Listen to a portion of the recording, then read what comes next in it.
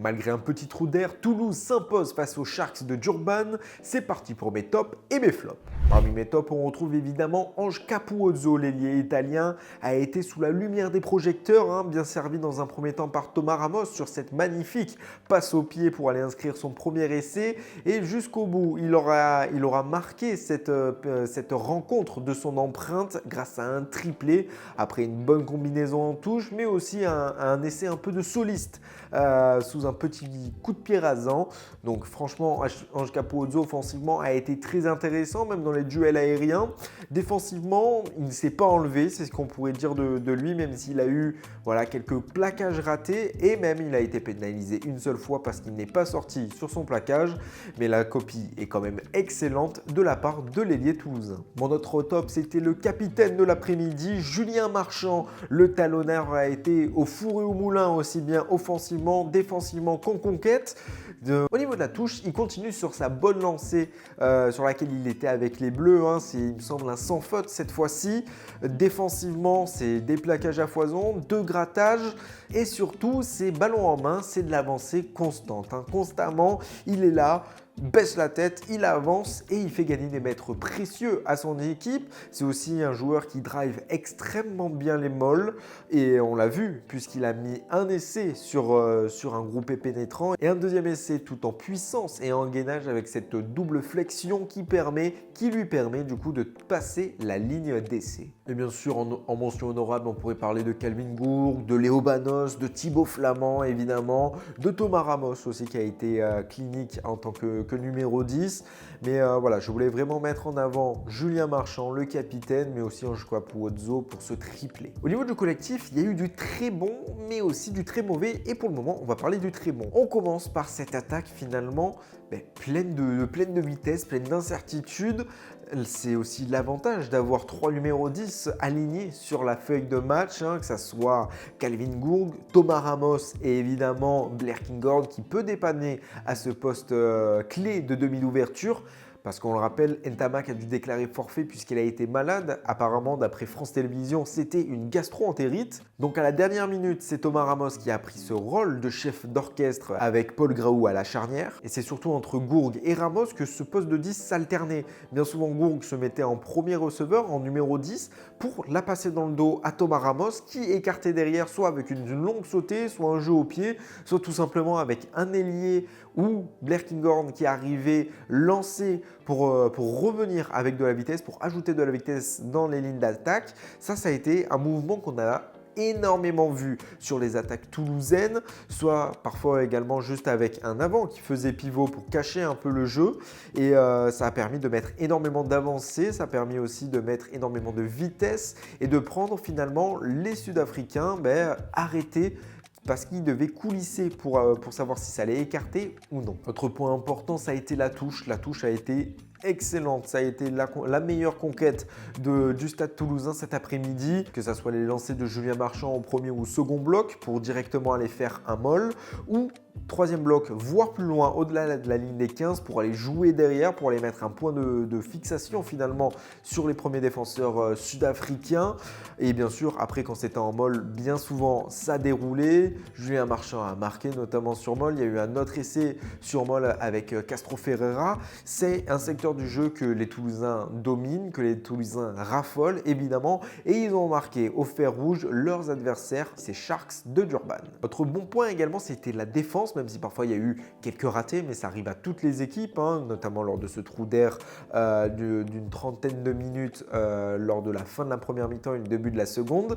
Et bien quand même, ce qui a été important de voir, c'est qu'il y avait très peu de joueurs qui se consommaient dans les rucks, seulement quand c'était nécessaire. Et quand ça a été nécessaire, il y avait soit un contre-ruck, soit un ballon gratté, donc une pénalité en faveur des Toulousains. Sur ça, ils ont pu être très forts à pouvoir se redistribuer sur la largeur, en gardant évidemment, en laissant des gardes proche des rucks, qui a permis sur la globalité du match une très bonne défense malgré les 30 minutes de trou. J'en parlais un peu plus tôt, c'était la polyvalence avec trois joueurs qui peuvent jouer demi d'ouverture, mais c'est aussi des joueurs qui savent jouer à l'aile comme au centre.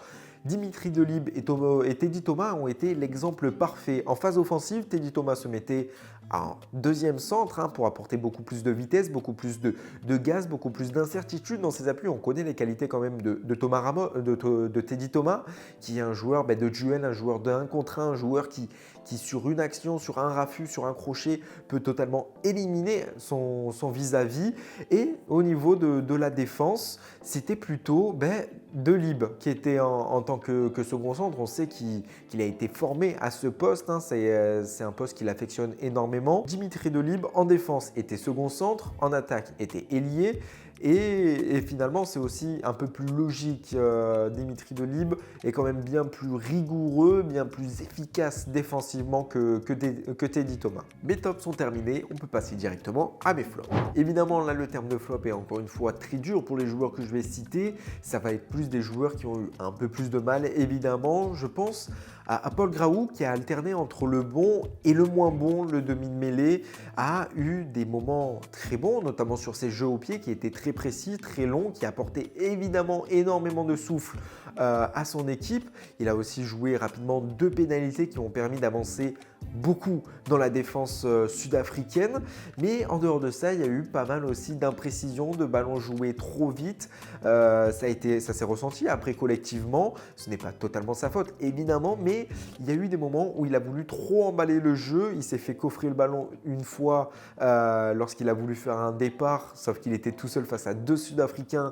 Il a été envoyé en touche. À la fin de la première mi-temps, sur la dernière occasion, il a tenté un jeu au pied, un petit coup de pied rasant, mais ça a été beaucoup trop long et totalement anticipé par la défense sud-africaine.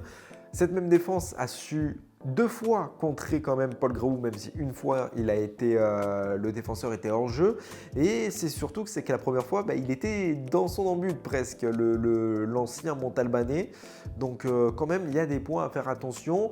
Antoine Dupont a pris sa place. Il a eu également du mal. Antoine Dupont, on voit que ses matchs de reprise, ses coups de pied sont moins précis, moins longs. Lui aussi, parfois, s'est fait coffrer. Mais voilà, donc Paul Graou fait partie pour moi de ces joueurs flop. Autre joueur qui a eu du mal, c'est Joel Merkler. Le pilier droit en mêlée a été souvent renversé, a souvent été enfoncé en mêlée. Alors il en a gagné quelques-unes, mais en début de match, bien souvent c'était de son côté que ça se relevait. Même après, avant qu'il soit changé en seconde mi-temps, il s'est plusieurs fois relevé en mêlée. Ça a été compliqué pour lui. On peut aussi dire qu'il a été un peu coupable du premier essai sud-africain, car sur le renvoi, il essaye de volleyer la balle dans son camp, mais malheureusement, ça va directement en touche. Derrière, les Sud-Africains, du coup, la jouent et il y a l'essai. On peut quand même noter sa présence défensive avec un grattage en début de match, des plaquages offensifs. Et ballon en main, il a quand même été intéressant, apporté beaucoup de puissance, de l'avancée. C'est aussi un joueur très habile de ses mains, avec notamment cette chistera pour, il me semble, Alexandre Roumat ou Thibaut Flamand. Et c'est surtout aussi ces passages parfois en l'heure qui permettent de fausser les directions de jeu, les initiatives prises par les Toulousains. Collectivement, il y a eu un gros trou d'air à partir du 4e essai toulousain. Dès qu'il y a eu le bonus offensif en poche, il y a eu comme du surjeu de la part des Rouges et Noirs. Il y a eu, on a tenté un peu plus de fantaisie, on a voulu se faire un peu plus plaisir, ce qui est tout à fait compréhensible quand on maîtrise un match. On est largement devant, on a son public, on tente des gestes que finalement, on ne tenterait pas si le score était à 3 points, à 4 points, si on était mené évidemment. C'est des choses qu'on ne tenterait pas forcément. Et là, ça a voulu un peu trop tenter. Il y a eu beaucoup d'approximations, beaucoup de ballons aussi, de ballons en avant. Et lors de ce trou d'air, quand même, les Sud-Africains ont réussi à planter 2 essais. Donc de revenir, un autre point, j'en parlais juste avant avec Joel Merkler, c'est la mêlée qui a été un peu en souffrance. Les 3 premières mêlées ont été très difficiles. On était très loin de la domination, de la surdomination que les Toulousains avaient dans les molles, sur la touche également, parce que beaucoup de touches ont été volées côté toulousain. Il y a eu un excellent bloc-saut de la part de Thibaut Flamand et de Léo Banos notamment. Donc la mêlée n'a pas été au niveau en tout cas de la touche.